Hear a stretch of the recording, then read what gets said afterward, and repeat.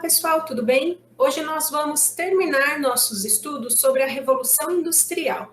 Lembrando que no vídeo passado nós falamos sobre as péssimas condições de trabalho dos operários na Inglaterra do século XVIII. Inclusive falamos sobre a questão do trabalho feminino e infantil. Só que naquela época não existia outra oportunidade. Ou você aceitava essas condições de trabalho, ou você ficava sem emprego. Lembre-se que na Inglaterra existia uma quantidade de mão de obra disponível por conta do processo de cercamentos que expulsava grande parte da população no campo. Só que o tempo foi passando, o século XVIII foi passando, essas condições não melhoraram e chegou uma hora também que os trabalhadores não vão mais suportar isso. Então, hoje nós vamos falar sobre os movimentos de resistência e de contestação dos trabalhadores a essas péssimas condições a que eles eram submetidos.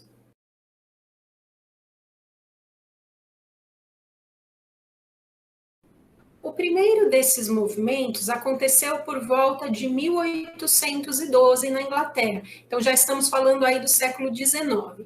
Ele ficou conhecido como ludismo, porque um dos seus líderes foi um operário chamado Ned Ludd.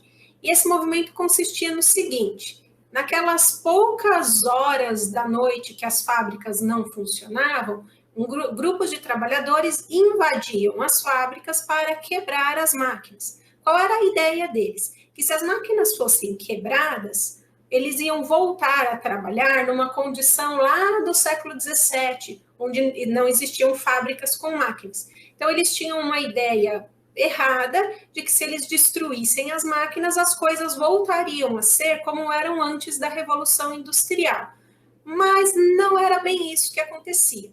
Eles acabavam causando um prejuízo para os donos das fábricas, lógico, porque as máquinas quebradas tinham que ser substituídas, e com isso havia um gasto de dinheiro que o dono da fábrica não estava esperando, mas os trabalhadores envolvidos no quebra-quebra acabavam sendo demitidos. Dependendo do caso, alguns poderiam até ser presos.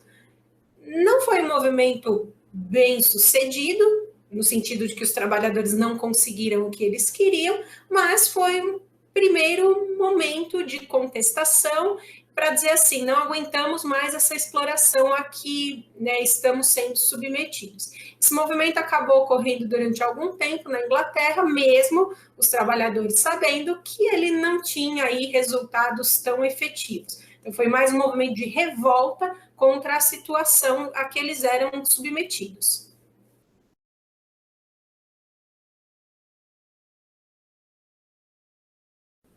O segundo tipo de movimento fala sobre a organização dos sindicatos, as trade unions em inglês, que na verdade surgiram através de associações dentro das fábricas chamadas caixinhas, que era o seguinte: um grupo de trabalhadores que trabalhava ali próximo resolveu pegar uma caixinha mesmo, uma caixa, e ali eles depositavam pouquinho do seu dinheiro, e aí eles faziam um acordo, né? Se era por mês, por semana, enfim.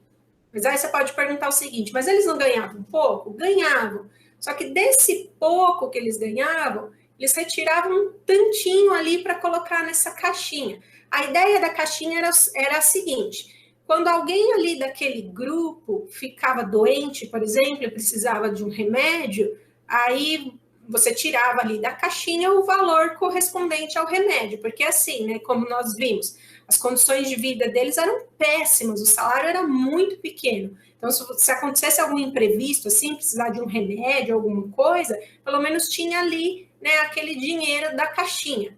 E essas caixinhas, elas começaram a se espalhar pelas fábricas, até que chegou um momento em que, vamos dizer assim, né, tinha uma única caixa para os trabalhadores daquela fábrica.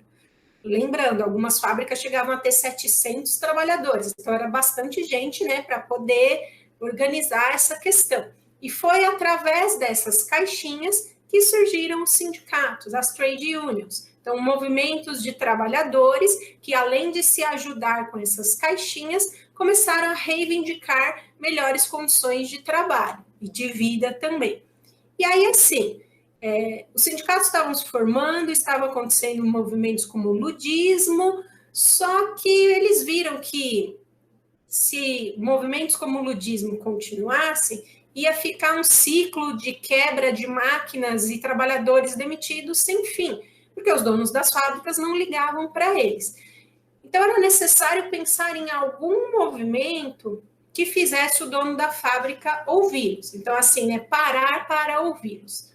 No século XIX, começaram a ser organizadas as primeiras greves da história, porque na greve, todos os trabalhadores param de trabalhar. Então, assim, simplesmente, né, não vamos trabalhar.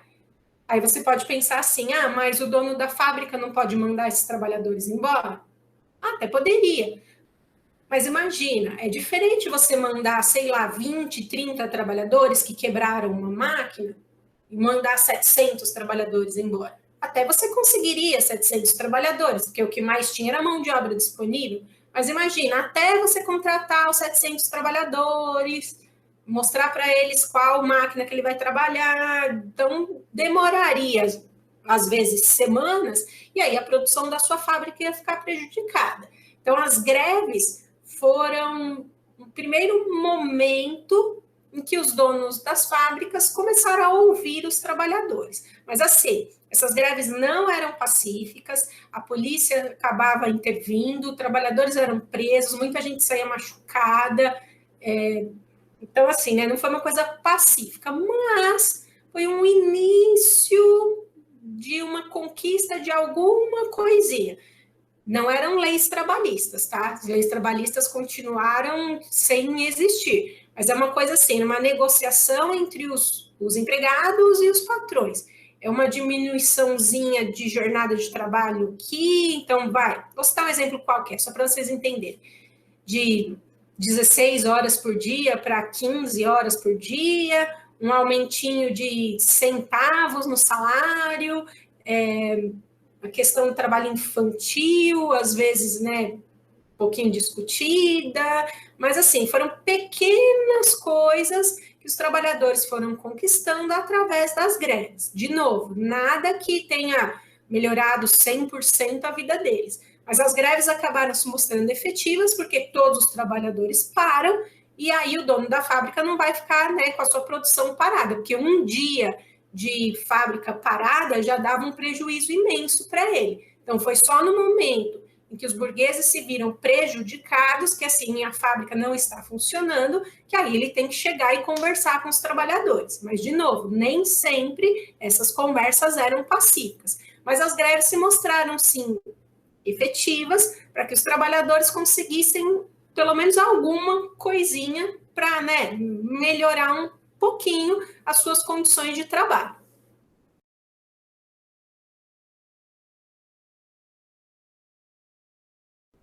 Só que a questão era a seguinte: não adiantava nada ficar quebrando máquinas, fazendo greve, se não existissem leis que protegessem os trabalhadores. E o parlamento inglês, durante muito tempo, não tratou dessa questão.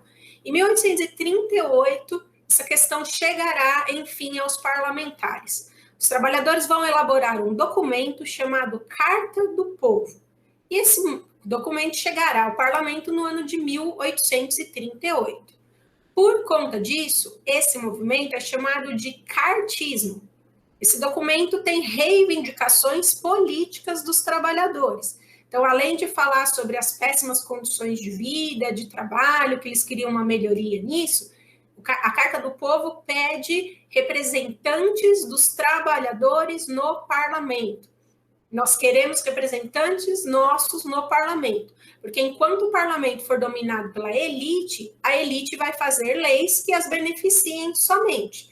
Então, era um avanço importante na época, pedir para que os trabalhadores fossem para o parlamento. Só que aí, assim, se o trabalhador for participar do parlamento, se ele for eleito para o parlamento, esse vai ser o trabalho dele, certo? Então, agora ele vai ser um parlamentar, vai ser o trabalho dele.